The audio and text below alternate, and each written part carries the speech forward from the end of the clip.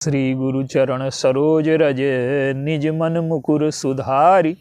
वरणहु रघुबर बिमल जस जो दायक फल चार। बोलिए सियावर रामचंद्र की जय।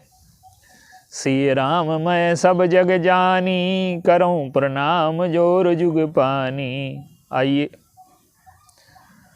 मनुष्य के जीवन में जो दुख का सबसे बड़ा और सुख का सबसे बड़ा कारण है वो क्या है,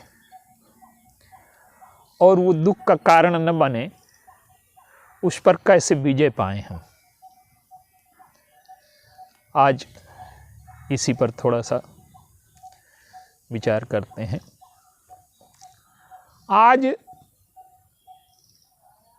मनुष्य के दुख के समाधान की जो पद्धति है, जो वर्तमान विश्व की जो विचारधारा है,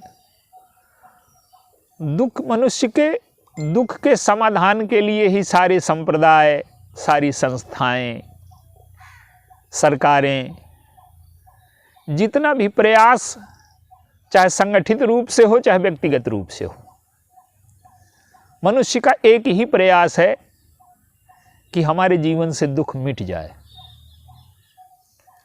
लेकिन आज भौतिक उपलब्धियों के बाद भी, सारे साधनों की उपलब्धि के बाद भी, मनुष्य के जीवन में दुख की मात्रा घटी नहीं है, बढ़ी अलग है। तो इसका मूल कारण क्या है? इसका मूल कारण है हमारे जीवन में काम का अनियंत्रित हो जाना। लंका के जो 3 प्रमुख योद्धा हैं, रावण, कुंभकर्ण, मेघनाद। रावण क्या करता है कि हमारे जीवन के विचारों को मार देता है, उनको सक्रिय नहीं होने देता, उनका परिणाम हमारे जीवन में प्रकट नहीं होने देता। रावण मोह है। मोह का अर्थ क्या है? मोह का अर्थ है कि जाने हुए सत्य को नकार देना। हम अपनी बुद्धि के ही सत्य को नकार देते हैं। हमने जो कुछ जाना, व्यवहार में उसको हम नहीं उतारते। गोस्वामी जी ने इसका दृष्टांत दिया कि सोई सेमर सोई सुआ और सोई बहुरी बसंत, और तुलसी महिमा मोह की समुझ सराहें संत। क्या कि सेमल के जब फूल खिलते हैं तो तोतों के झुंड आते हैं और उन पर चोंच मारते हैं, लेकिन उसमें तो कुछ है नहीं, रस नहीं है। फिर लगता है कि इस साल अनुभव हो गया कि रस नहीं है, अगले साल ना आएंगे, लेकिन ये प्रक्रिया जारी रहती है। और यही प्रक्रिया हमारे जीवन की है। हम जाने हुए सत्य को जीवन में उतार नहीं पाते। हमें पता है कि सिगरेट पीने से हानियां हैं, लेकिन हम सिगरेट पीते हैं। हमें डायबिटीज है, हमें पता है कि शक्कर मीठा खाएंगे तो हमारे जीवन में हानि होगी। तो मोह क्या करता है कि हमारे जीवन में जो जाना गया सत्य है उसको जीवन में लागू नहीं होने देता, और ये हमारा अपनी ही बुद्धि का अनादर है। तो जब तक हमारे जीवन में मोह है, ये सारे दुर्गुणों का, सारे दुख का मूल केंद्र है ये। और इसी के सहायक हैं कुंभकर्ण, जो अहंकार का प्रतीक है, और उसका जो पुत्र है मेघनाद, वो काम का प्रतीक है। तो जो काम है, आज मेघनाद की जो मृत्यु है उस पर विचार करेंगे। हमारे जीवन में काम जो है वो दुख और सुख का सबसे बड़ा साधन है। काम का प्रतीक हमारे यहां इंद्र को भी माना गया। इंद्र का पद पुण्य से मिलता है। जो 100 अश्वमेघ यज्ञ कर लेता है उसको इंद्र पद मिलता है। तो पुण्य की पराकाष्ठा का इंद्र पद है वो भी काम का प्रतीक है, उसके पास अप्सराएं हैं। स्वर्ग क्या है? स्वर्ग है कि यहाँ मृत्युलोक में हम जब भोगों को भोगते हैं तो भोगों में को भोगने में एक समस्या है अवस्था की, कि कुछ दिन तक हमें भोग मिलते हैं, वृद्धावस्था आ जाती है, रोग हो जाता है। तो स्वर्ग में काम में कोई बाधा नहीं है, न कोई वृद्धावस्था है, न कोई रोग है। तो जो स्वर्ग की महिमा है वो भी काम की महिमा है। तो काम का एक प्रतीक है इंद्र, काम का एक प्रतीक है मेघनाद। और मेघनाद ऐसा काम है जो पर स्त्री के प्रति आसक्ति को बुरा नहीं मानता। रावण की सबने आलोचना की, लेकिन मेघनाद ने आलोचना नहीं की। तो आज आप देखें कि हमारे जीवन में अगर हम देखें तो हमारे जीवन में मेघनाद साकार होकर के खड़ा हो गया। आज समाज में पर स्त्री के प्रति आसक्ति को उतना बुरा नहीं माना जाता जो आज से 50-100 साल पहले माना जाता था। तो हमारी संस्कृति में दुख का जो समाधान है वो ये बताया गया कि बाहर के साधनों की आवश्यकता मनुष्य को है, विज्ञान ने वो उपलब्ध करा दिया है। बाहर सुख सुविधाएं नहीं होंगी तो समस्या होगी, लेकिन मूल समस्या जो व्यक्ति की है वो काम है, और काम का अनियंत्रित हो जाना है। काम अगर नियंत्रण में है तो सुख का सबसे बड़ा साधन है वो, और काम नियंत्रण से बाहर है तो दुख का सबसे बड़ा साधन है वो। और आज समाज में काम सुख का जितना बड़ा साधन नहीं, उतना दुख का बड़ा साधन बन गया है। तो मेघनाद की मृत्यु कैसे होती है? 3 स्तर बताए गए गीता में। भगवान कृष्ण कहते हैं, गीता में काम को बड़ा शत्रु बताया गया, और रामचरितमानस में रावण मोह को सबसे बड़ा शत्रु बताया गया। देखिए, ये तो विश्लेषण की पद्धति है कि कौन सा रोग ज्यादा भयानक है इसका हम निर्णय नहीं कर सकते। किसी के जीवन में काम बड़ी समस्या है, किसी के जीवन में मोह बड़ी समस्या है, और हमारे शास्त्रों में उसके समाधान लाखों प्रकार से बताए गए हैं, लाखों दृष्टांत हैं। लेकिन उन दृष्टांतों को न लेकर के गीता का एक दृष्टांत हम लेते हैं। अर्जुन से भगवान कहते हैं कि ये मन जो है ये चंचल है, और इसको ये वायु से भी ज्यादा गतिशील है, इसको बस में कर तू। और देखिए, अर्जुन जो इतने बड़ी महाभारत का विजेता बना, कोई भी व्यक्ति जो अपने जीवन में काम को नियंत्रित नहीं कर सकता, काम को मर्यादा में नहीं रख सकता, उसका जीवन कभी ऊंचाइयों की ओर जाएगा ही नहीं। अर्जुन ने महाभारत तो जीती, लेकिन महाभारत जीतने के पहले उसने काम को जीता। काम को जीतने का यह अर्थ नहीं है कि उसने विवाह नहीं किया। अर्जुन का विवाह है, लेकिन अनियंत्रित काम को उसने जीता। स्वर्ग की अप्सरा उर्वशी स्वयं उससे प्रस्ताव करती है, लेकिन अर्जुन अपने मन पर काबू रखता है, मन पर नियंत्रण रखते हैं। और वो भगवान, देखिए, भगवान का भक्त वो बन ही नहीं सकता जो काम का दास बन गया।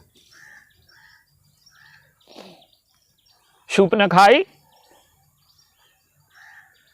काम की सबसे बड़ी समस्या यह है कि वो नकली आकर्षण है उसका। काम में वास्तविक आकर्षण नहीं है, काम का आकर्षण बाहरी है।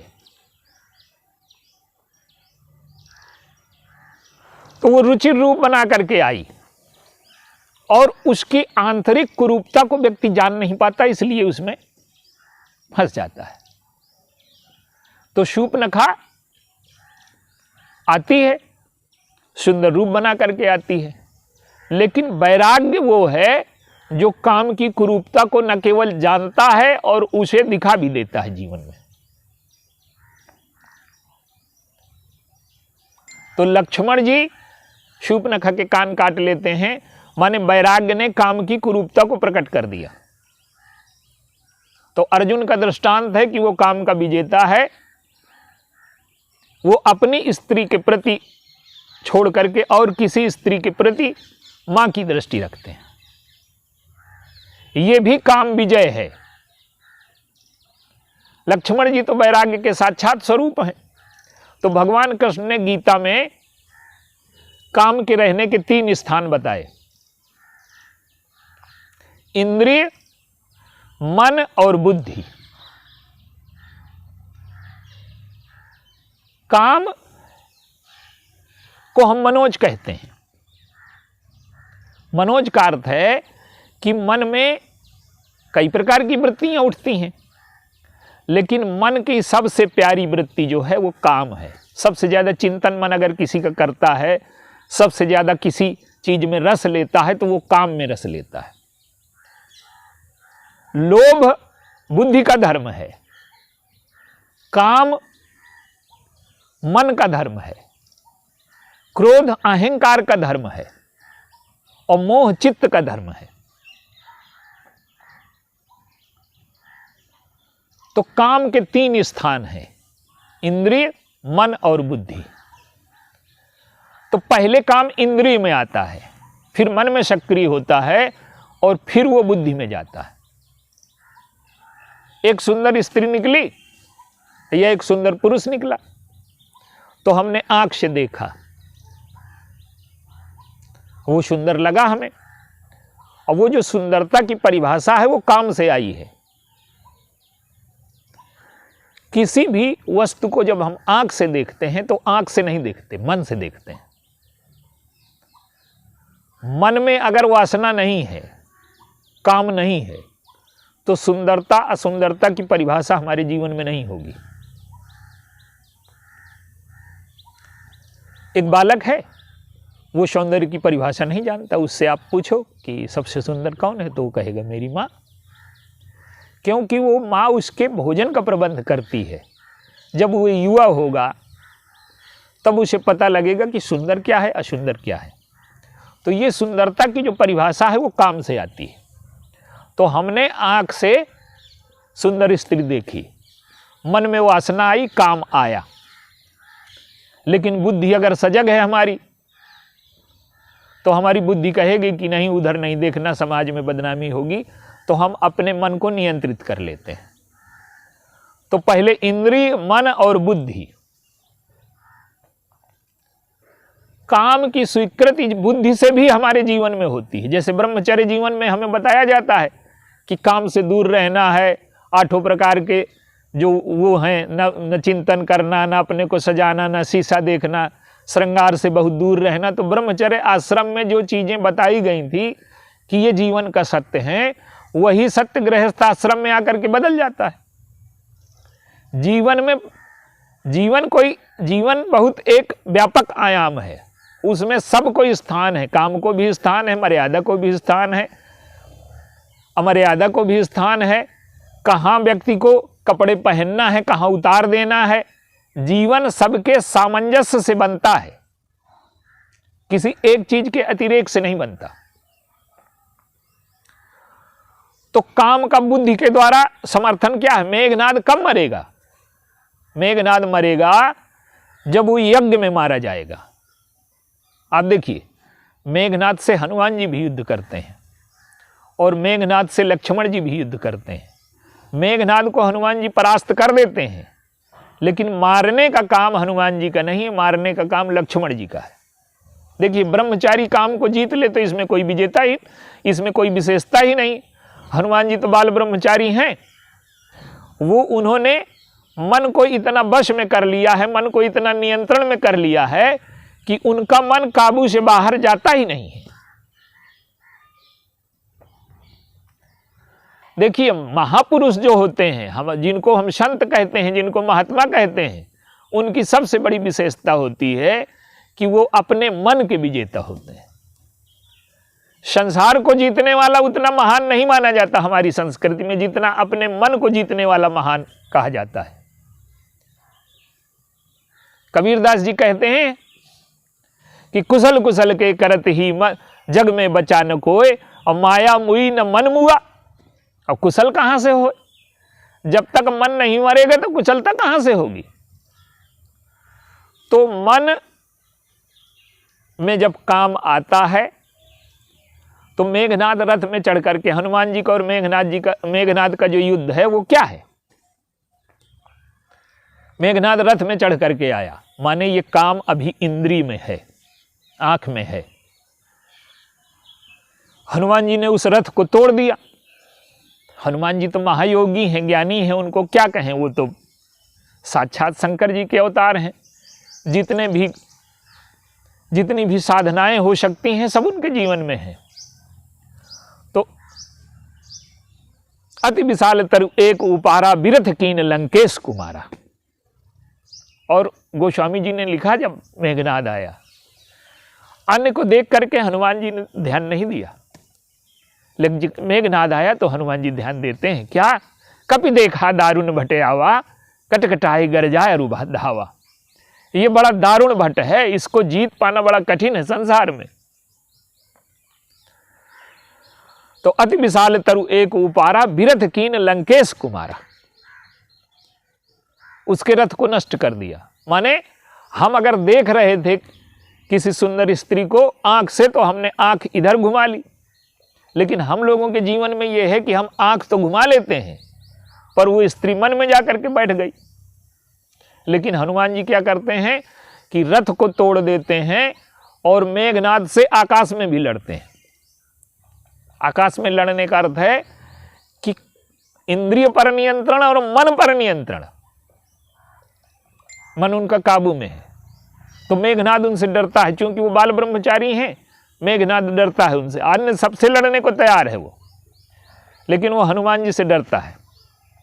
अब आज उसकी व्याख्या न करेंगे। तो मेघनाद सबसे बड़ा योद्धा है। रावण इंद्र से हार जाता है, लेकिन मेघनाद इंद्र को जीत लेता है। देखिए, इंद्र चाहे जितना बड़ा पद हो, लेकिन इंद्र है तो भोगी, और जो भोगी होगा वो तो काम से हारे हुआ होगा। मोह को एक बार जीत सकता है इंद्र, क्योंकि उसके जीवन में विवेक है, सत्संग करता है, ऋषियों के साथ रहता है, तो मोह का विजेता तो हो सकता है, पर भोगी तो काम से हारेगा ही। तो हनुमान जी मेघनाद को परास्त कर देते हैं, लेकिन मारने का काम हनुमान जी का नहीं है, मारने का काम लक्ष्मण जी का है। क्यों? कि अगर ब्रह्मचारी काम को जीत ले तो क्या विशेषता है? विशेषता तो तब है जब गृहस्थ काम को जीत ले। और मेघनाद यज्ञ कर रहा है। यज्ञ का अर्थ है कि जब हम बुद्धि से काम को स्वीकृति दे देते हैं। इंद्रिय में है, मन में है, तब तक तो बुद्धि से अगर हम सजग हैं तो इन पर काबू किया जा सकता है। लेकिन अगर बुद्धि से हमने, आज के युग में क्या हो रहा है कि मेघनाद का यज्ञ पूरा हो रहा है, हमने अपनी कामना की पूर्ति के लिए सृष्टि को नष्ट करने में कोई कसर नहीं छोड़ी। विज्ञान के साधनों ने जंगलों को नष्ट कर दिया। मनुष्य की जो अंधाधुंध काम की प्रवृत्ति है, कामना की पूर्ति हो जाए, चाहे सारा विश्व नष्ट हो जाए, चाहे सारा पर्यावरण नष्ट हो जाए। ये जो पर्यावरण नष्ट हो रहा है, ये विश्व नष्ट हो रहा है, पराबैंगनी किरणें आ रही हैं, ये जो दक्षिणी ध्रुव पिघल रहा है, अगर यही क्रम रहा तो मनुष्यता के लिए 50 वर्ष से ज़्यादा का समय नहीं बचा। तो ये सब क्यों हो रहा है? ये मेघनाद के यज्ञ की वजह से हो रहा है। हमने अपने काम को, कामनाओं को अनियंत्रित कर लिया है, पृथ्वी का शोषण करके। शोषण अलग विषय है। माँ है, माँ हमें दूध पिलाती है, हमारा पोषण करती है, लेकिन माँ से हम दूध न पी करके चाकू घुसेड़ दें उसको और उसका खून पी ले। आज मनुष्यता यही कर रही है। पृथ्वी हमारी माँ है और इसका हम दूध नहीं पी रहे, इसका खून पीने में हम लगे हैं। और यही मेघनाद का यज्ञ है कि हमारे कामना की पूर्ति हो जाए, चाहे जो कुछ नष्ट होता हो नष्ट हो जाए। तो मेघनाद का जो यज्ञ है वो जब तक हम उसको बुद्धि में न मार देंगे, काम को अगर हमने बुद्धि से स्वीकृति दे दी तो मेघनाद हारेगा नहीं। तो मन में काम है, इंद्रिय में काम है, उसको हम समझते हैं वो प्रकृति की आवश्यकता है, वो रहेगी और उसको होना भी चाहिए। लेकिन बुद्धि से जब हम समर्थन करने लगते हैं, यही मेघनाद का यज्ञ है। और मेघनाद जब मारा जाएगा वो यज्ञ में मारा जाएगा। लक्ष्मण जी गए तो उसका यज्ञ में वध करते हैं। क्या तात्पर्य है कि हम बुद्धि से काम को उस सीमा तक महत्व दें जितनी आवश्यकता है। तो काम मन में है, काम इंद्रिय में है, काम बुद्धि में है।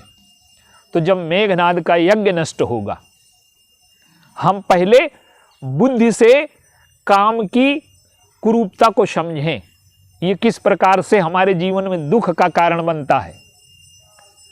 और काम दुख का कारण इसलिए बनता है कि कामना क्या करती है कि हमारे जीवन की स्वायत्तता को, स्वतंत्रता को छीन लेती है। कोई चीज हमें सुंदर लगी तो हम चाहते हैं कि ये हमारे पास रहे, और वो हमारे पास न रहे तो हम उदास हो जाते हैं। तो जो उससे बंदी हो जाना है, जो बंध जाना है, सुंदरता के प्रति जो आसक्ति है, काम की आवश्यकता है शरीर में, ये शरीर बना ही काम से है। सृष्टि के सृजन के लिए काम की आवश्यकता है, उसको हमें स्वीकार करना है। लेकिन वो हमें बंधन में न बांध ले, हमारे जीवन में दुख का कारण न बन जाए, हमारे जीवन में मृत्यु का कारण न बन जाए। तो हमें काम को नियंत्रित करना है, और नियंत्रित करने का अर्थ है कि उसका यज्ञ न होने दें। हम बुद्धि से उसके गुण दोष और दोनों पक्षों को हम समझें और उस मात्रा में स्वीकार करें जिस मात्रा में स्वीकार करने। काम के तो लाखों प्रसंग हैं। जैसे शंकर जी ही काम को जला देते हैं, वो योगी हैं, उनमें काम को जलाने की क्षमता है। वो तो देवता ही संहार के हैं, और जो संहार का देवता होगा वो काम का शत्रु होगा ही।